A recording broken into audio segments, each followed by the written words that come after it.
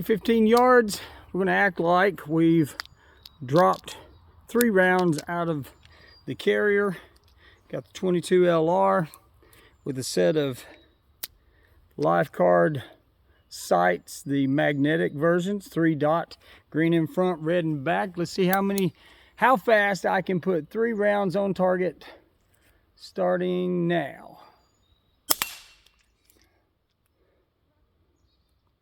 That reload is awfully slow.